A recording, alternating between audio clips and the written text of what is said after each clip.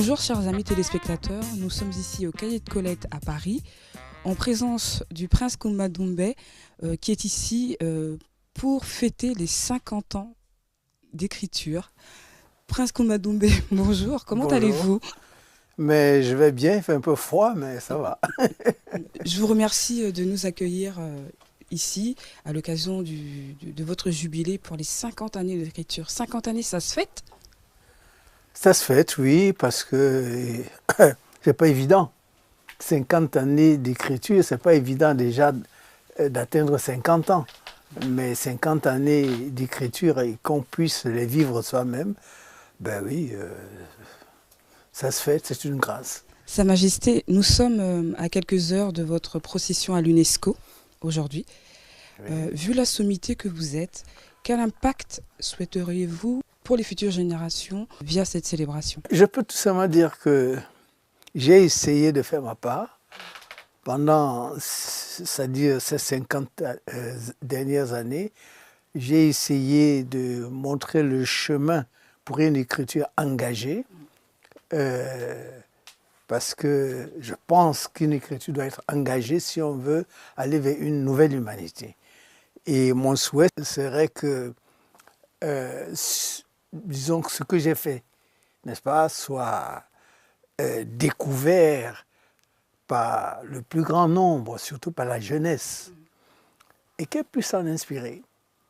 Qu'elle puisse s'en inspirer, c'est-à-dire pour que on puisse décloisonner, n'est-ce pas, décloisonner les têtes ou les mentalités qui sont enfermées dans des carcans nationaux ou de groupes. Il faut absolument décloisonner pour que la pensée soit libérée. Parce que vous savez, on réfléchit trop en schéma. Schéma de nation, schéma de groupes religieux, ethniques, etc. Aussi, nous voyons où va l'humanité, à quel rythme les chamboulements ont lieu. Si on ne change pas de donne, ça va être très grave. Il faut absolument que la jeunesse s'empare de nouvelles idées qui ouvrent et non pas qui cloisonnent, n'est-ce pas?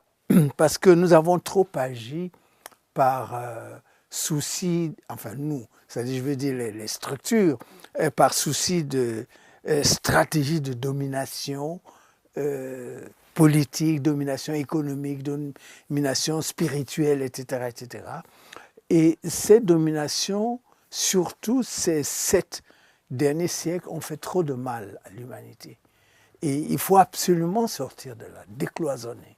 Ça fait du mal à qui en plus particulièrement? Mais aussi bien à l'opprimé qu'à l'oppresseur. Parce que celui qui est opprimé, de toute façon, c'est le fait mal parce que ça le déshumanise. N'est-ce pas? Ça le déshumanise et il vit dans des conditions qui ne sont pas des conditions humaines. Mais l'oppresseur lui-même, est-ce que, c'est-à-dire, lui aussi, il est déshumanisé? Il ne s'en rend peut-être pas compte. Il est aussi déshumanisé et il est dans une situation où il se prend pour un petit Dieu qu'il n'est pas, qu'il ne peut pas être.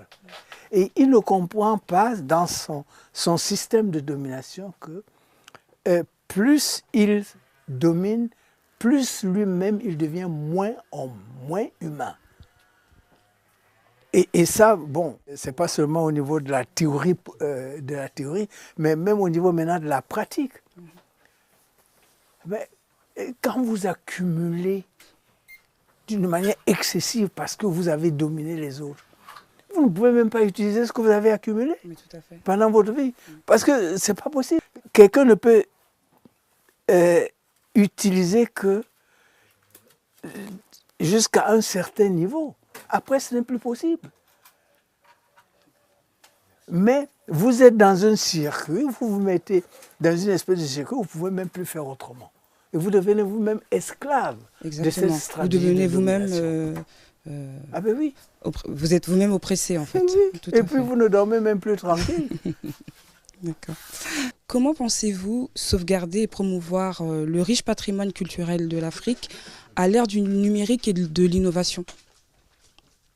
Je pense que si vous regardez bien ce qui se passe en Afrique, la jeunesse africaine invente énormément. Ces jeunes, vous les voyez tout jeunes, mais c'est-à-dire que la capacité d'invention est très grande. Ce n'est pas propre à l'Afrique.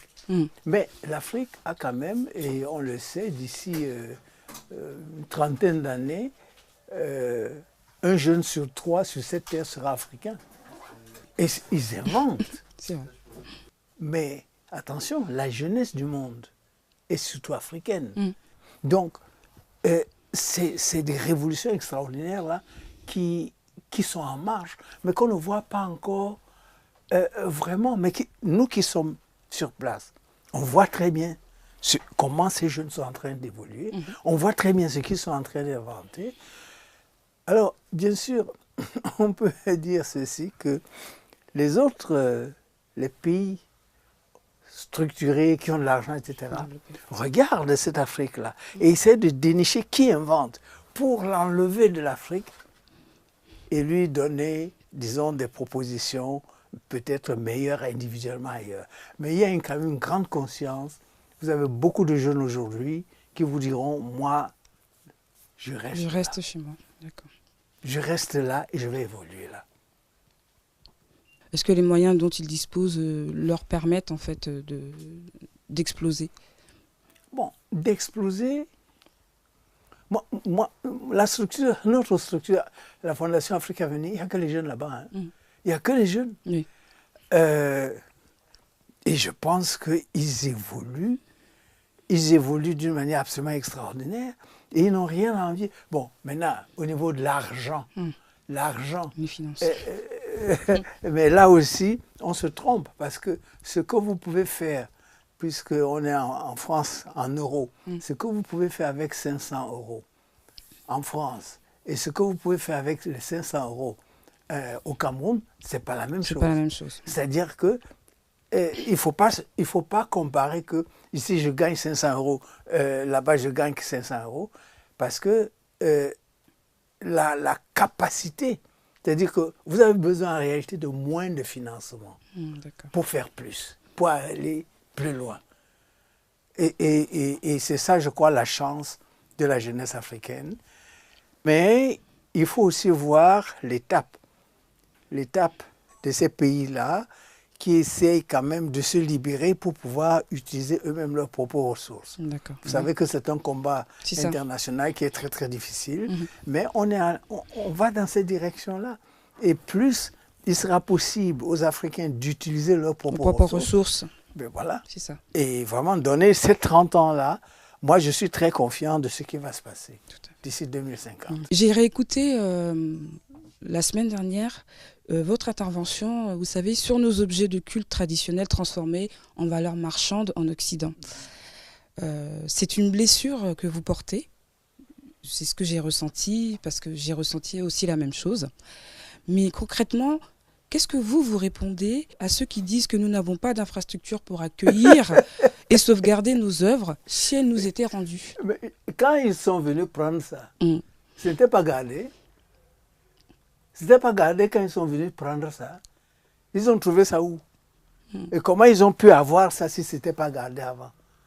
C'est-à-dire qu'il y a Vous pensez qu'il y a une forme d'hypocrisie Ce n'est pas seulement de l'hypocrisie, c'est-à-dire que dans les relations entre les Africains, les Européens et les Occidentaux ces derniers siècles, en gros c'est l'Occidental qui doit toujours dire comment les choses doivent se passer.